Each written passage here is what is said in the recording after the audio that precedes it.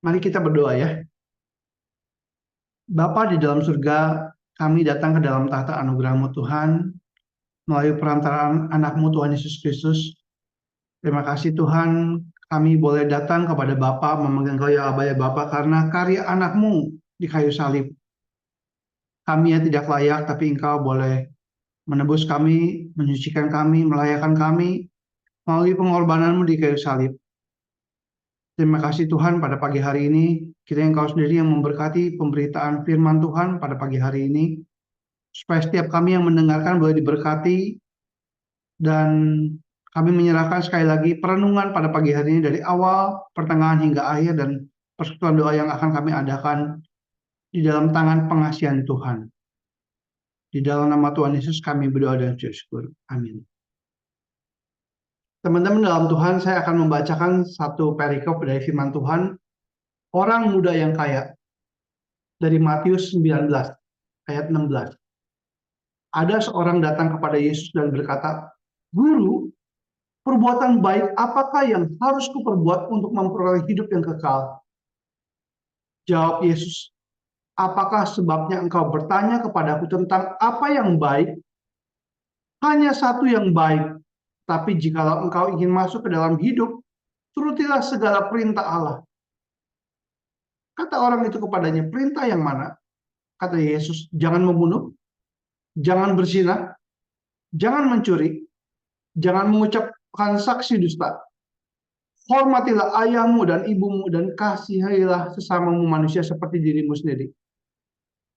Kata orang muda itu kepadanya, "Semua itu telah kuturuti, apalagi yang masih kurang?" Kata Yesus kepadanya, "Jikalau engkau hendak sempurna, pergilah, jualah segala milikmu dan berikanlah itu kepada orang-orang miskin. Maka engkau akan beroleh harta di sorga. Kemudian datanglah kemari dan ikutlah aku." Ketika orang muda itu mendengar perkataan itu, pergilah ia dengan sedih, sebab banyak hartanya. Yesus berkata kepada murid-muridnya, "Aku berkata kepadamu, sesungguhnya sukar sekali bagi seorang kaya untuk masuk ke dalam kerajaan surga.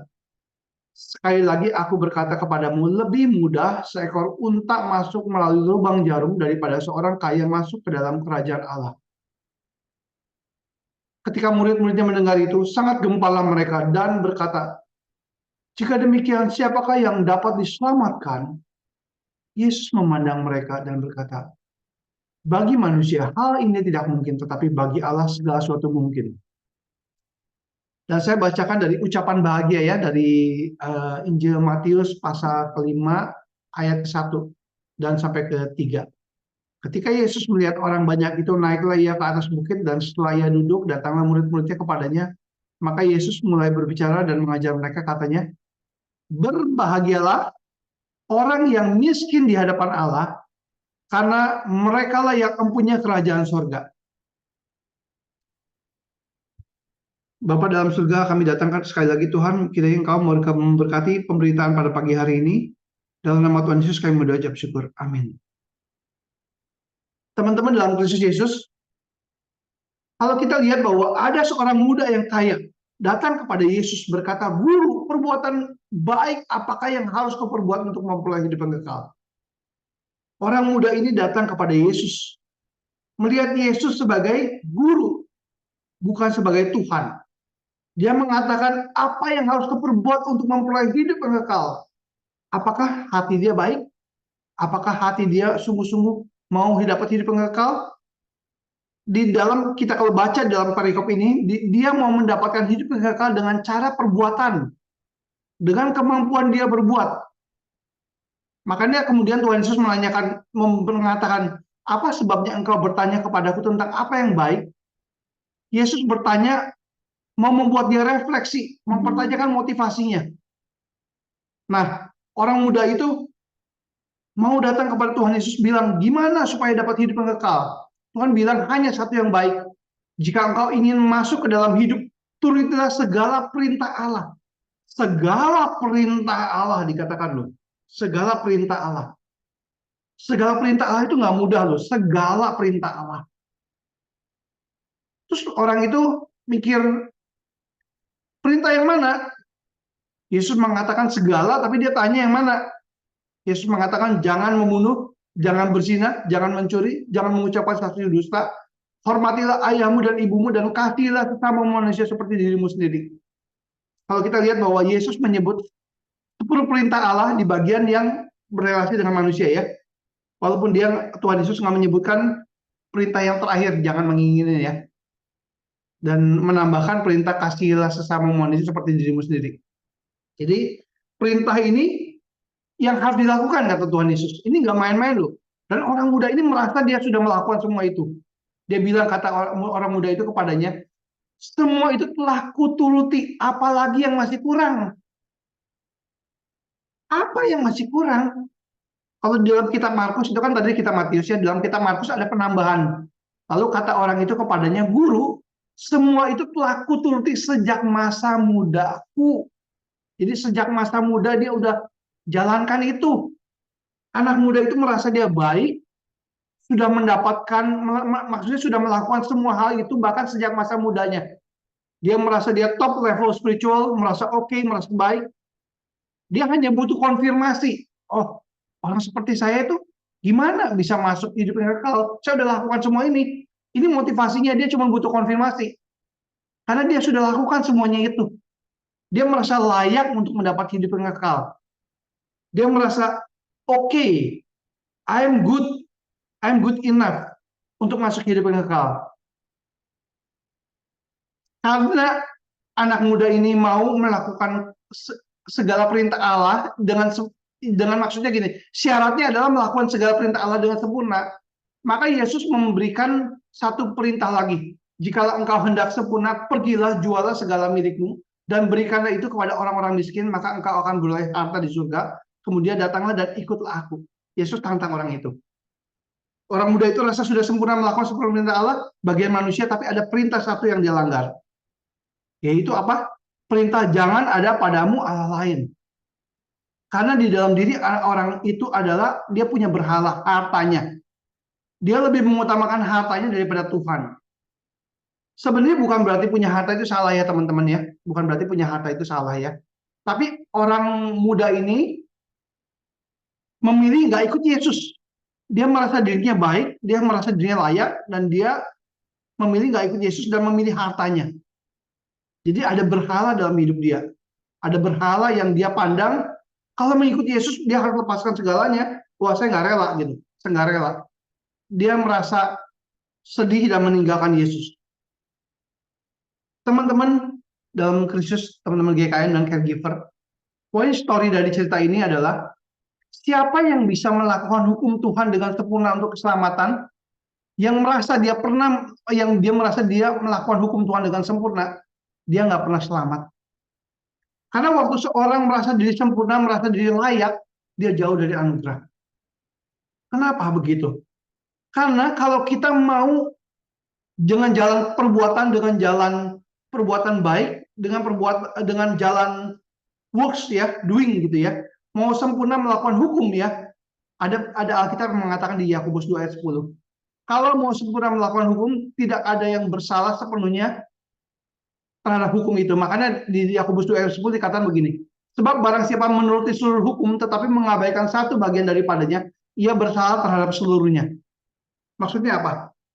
Gini ya, saya kan suka makan martabak nih. Suka martabak. Mungkin ada yang suka, teman-teman ada yang suka makan martabak, tapi sebenarnya martabak bisa bikin gemuk ya. Ini ya ilustrasi kalau martabak ya. Misalnya waktu seorang membuat adonan martabak itu ada 10 telur. Ada 10 telur.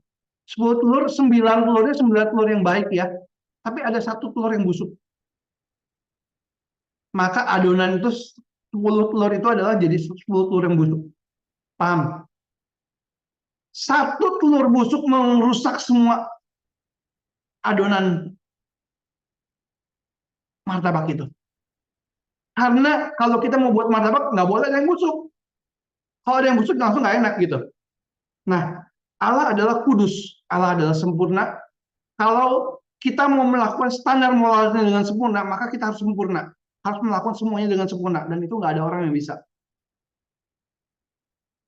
Allah itu sempurna. Allah itu tidak terbatas. Kasihnya tidak terbatas, kekudusannya tidak terbatas.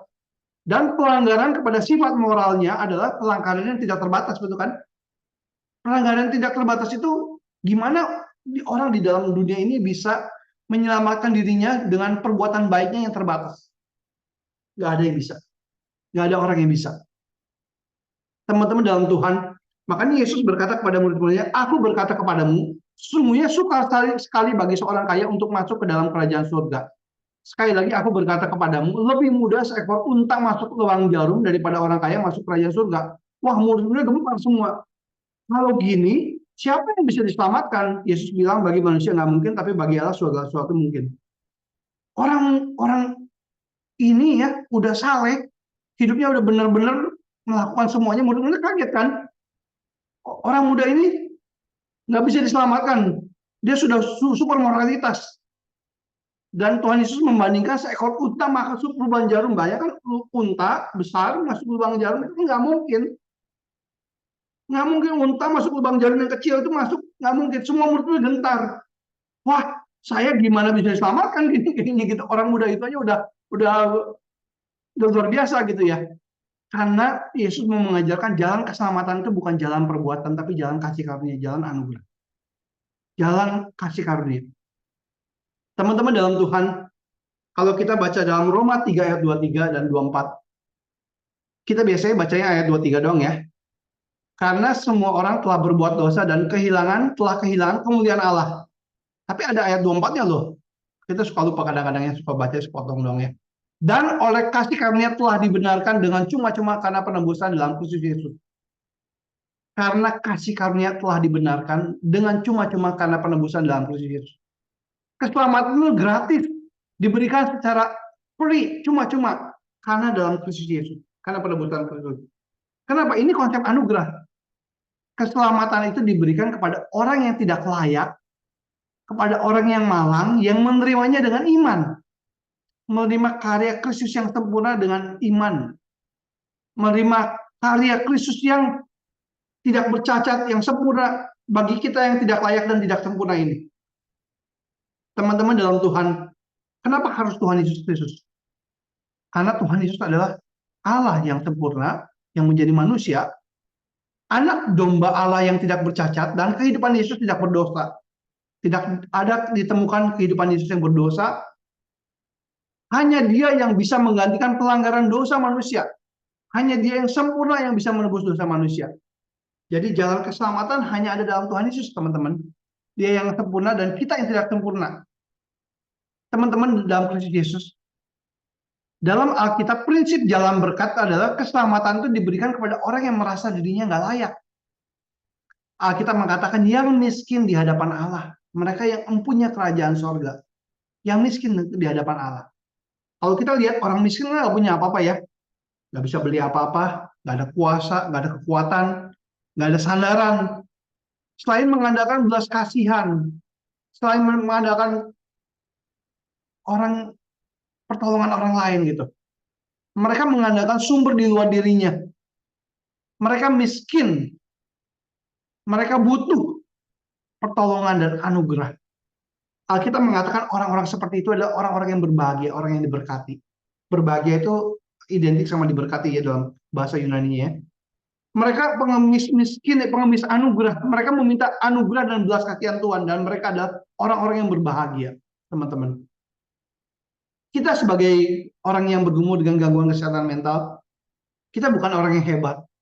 Kita bukan orang yang kuat. Bahkan secara moralitas, karena tubuh kita mungkin damage ya, dengan kerusakan-kerusakannya, membuat kita juga rentan terhadap hidup yang sempurna, yang baik ya, jauh dari itu ya. Tapi justru firman Tuhan mengatakan apa? Justru orang-orang sakit itu yang memerlukan dokter. Yesus mengatakan kepada mereka, bukan orang sehat yang memerlukan tabib, tetapi orang sakit.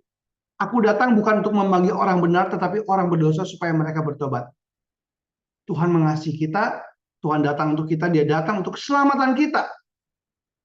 Teman-teman, kita kalau mau diberkati Tuhan ya, mesti punya sikap di mana kita harus merasa terus tidak layak dan miskin di hadapan Allah. Ini yang membuat kita diberkati Tuhan. Sekali lagi saya ulangi, kita harus mempunyai sikap perasaan tidak layak di hadapan Tuhan dan kita pengemis anugerah. maka kita akan diberkati Tuhan. Saya mau ambil satu dari perikop Lukas ayat 18, pasal 18 ayat 9 sampai 14. Dan kepada beberapa orang yang menganggap dirinya benar dan memandang rendah semua orang, Yesus mengatakan perumpamaan ini. Ada dua orang pergi ke bait Allah, teman-teman, untuk berdoa. Yang seorang Farisi, yang lain pemungut cukai. Orang Farisi itu berdiri dan berdoa dalam hatinya, "Ya Allah, aku mengucap syukur kepadamu karena aku tidak sama dengan semua orang lain. Bukan perampok, bukan orang zalim, bukan berzina, bukan seperti pemungut cukai ini. Aku berpuasa 2 kali seminggu. Aku memberikan 1/10 dari segala penghasilanku." Nah, orangnya sikapnya seperti itu ya, si orang Farisi. Tapi pemungut cukai itu berdiri jauh-jauh, bahkan dia tidak berani menengadah langit. Melainkan dia memukul dirinya dan berkata, "Ya Allah, kasihanilah aku orang berdosa ini. Aku berkata kepadamu, orang ini pulang ke rumahnya sebagai orang yang dibenarkan Allah, dan orang lain itu tidak. Sebab barang siapa meninggikan diri, ia direndahkan, dan barang siapa merendahkan diri, ia akan ditinggikan." Teman-teman dalam Kristus Yesus, siapa di antara dua orang itu yang merasa dirinya layak? Itu orang Farisi kan? Dan merasa dirinya tidak layak itu pemungut cukai. Orang Farisi ini mirip dengan orang kaya yang tadi. Dia sudah lakukan ini, sudah lakukan ini, sudah lakukan ini. Dia layak. Tuhan terima dia. Saya sudah layak, saya sudah spiritual top. Spiritual top. Tapi doa pemungut cukai, dia nggak merasa layak. Dia nggak merasa layak. Dia tahu dosanya, dia tahu dia bersalah secara moral di hadapan Allah. Dia mengaku dosanya. Ini dan pemungut cukai itu orang yang dibenarkan Tuhan. Teman-teman dalam Kristus Yesus, kita harus terus belajar punya perasaan diri. Kita nggak layak di hadapan Tuhan. Kita harus terus punya perasaan ini. Ini bukan berarti kita minder atau low self esteem ya. Tapi ini pengenalan diri yang sehat. Bukan berarti gambar diri kita rendah. Karena kan dunia mengajarkan kita harus punya self esteem yang baik ya. Kita pernah belajar tentang di dalam PD tentang identitas dalam Kristus ya. Kita pun di dalam Kristus punya identitas ya, yaitu self esteem yang di dalam Kristus ya sebagai orang Kristen ya. Tapi kita harus sadar identitas kita sesungguhnya dan harus rendah hati. Walaupun kita orang kudus, udah ditebus, kita juga adalah orang berdosa.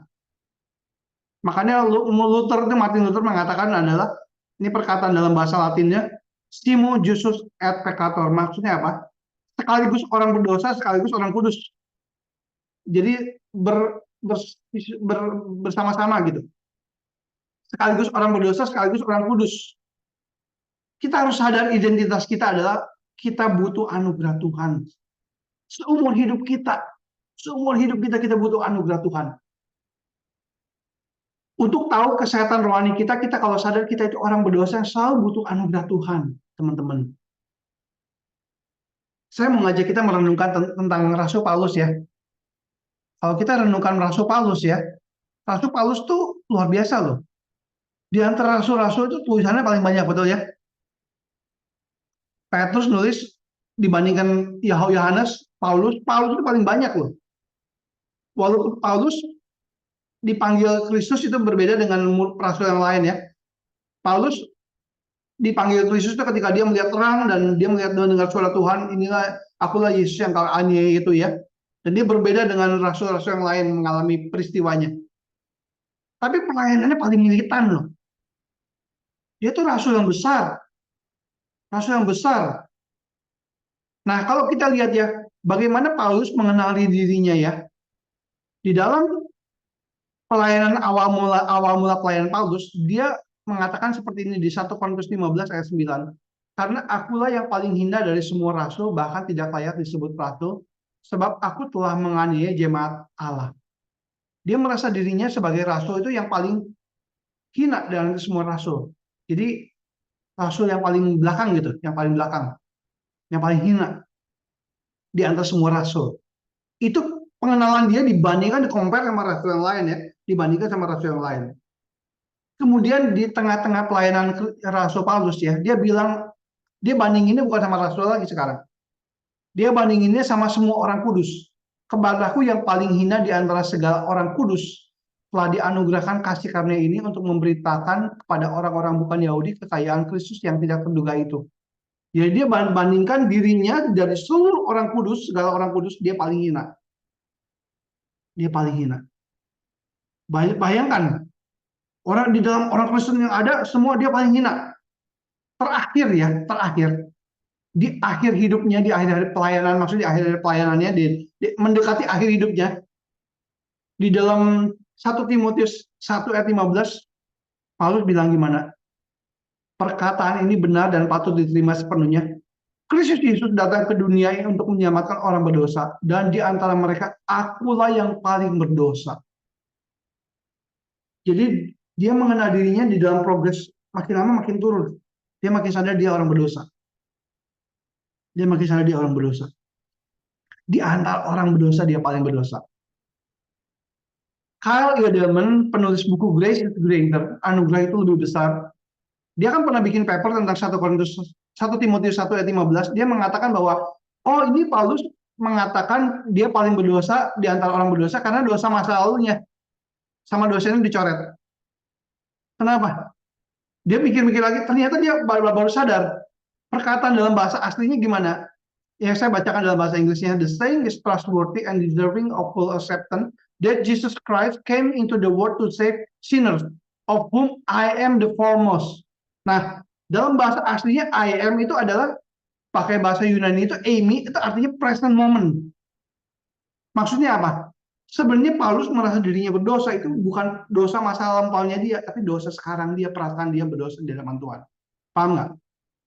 Jadi kalau dia merasa dia berdosa dalam dosa dia, oh dulu dia menganiaya, dia berarti masih terikat masa lalu ya. Tapi dia sadar dirinya berdosa itu pada saat sekarang pun saya adalah orang paling berdosa. Teman-teman dalam Kristus Yesus, kita harus sadar bahwa kita adalah orang yang berdosa. Harus sadar kita butuh anugerah Tuhan, kita nggak layak. Pernah dengar lagu John Newton kan, Amazing Grace ya? John Newton ya. John Newton pencipta lagu Amazing Grace. Di akhir hidupnya John Newton mengatakan begini ya, dia dengan rendah hati mengatakan, aku lupa banyak hal, tapi dua hal yang aku ingat, bahwa aku ada orang berdosa yang besar, dan bahwa Kristus adalah juru selamat yang lebih besar. Nah teman-teman, ini adalah sikap yang miskin di hadapan Allah. Mengakui bahwa kita adalah orang berdosa, kita butuh anugerah Tuhan. Dan orang-orang seperti ini adalah orang-orang yang diberkati. Tapi ingat, jangan ketika kita melihat dosa kita besar, kita harus melihat Kristus lebih besar. Ketika dosa bertambah-tambah, anugerah berlebih melimpah. God, a grace is greater gitu. Anugerah itu lebih melimpah. Dan kita pun ketika kita merasa diri kita orang berdosa, jangan selalu kita dituduh oleh hati nurani kita ya. Oh, kamu berdosa gitu ya. Dan nggak layak dan sebagainya. Kita pun harus sadar bahwa kita memang orang berdosa, tapi anugerah Tuhan lebih besar menerima kita orang berdosa. Bahkan kalau hati kita menuduh kita, Tuhan lebih besar dari hati kita. Tuhan tahu kita. Tuhan mengenal kita. Tuhan mengasihi kita. Teman-teman dalam Kristus Yesus, mari kita sebagai orang-orang yang dikasihi Tuhan menyadari bahwa seumur hidup kita butuh anugerah Tuhan. Dari kita mulai mengenal Kristus sampai kita bertumbuh sekarang, kita terus perlu anugerah Tuhan. Kita harus sadar bahwa Tuhan, aku adalah orang yang berdosa. Tuhan tolong aku Tuhan. Tuhan tolong aku supaya aku terus mengandalkan anugerah Tuhan. Puji Tuhan ya. Dan kita mau berdoa. Saya akan tutup dalam doa ya. Bapa di dalam surga, terima kasih Tuhan untuk pemberitaan firman Tuhan di pagi hari ini. Kiranya Engkau terus mengingatkan kami Tuhan bahwa kami orang yang berdosa yang butuh anugerah. Di luar Kristus kami tidak bisa berbuat apa-apa Tuhan. Kami selalu butuh anugerah Tuhan. Dan kami bersyukur Tuhan, di dalam Kristus ada keselamatan. Karena anugerah Tuhan selalu menyelamatkan kami Tuhan. Terima kasih Tuhan. Kiranya Kau memberkati setiap kami Tuhan, supaya kami terus mengandalkan anugerah Tuhan, miskin di hadapan Allah. Dan kami adalah orang-orang yang berbahagia, orang yang diberkati Tuhan.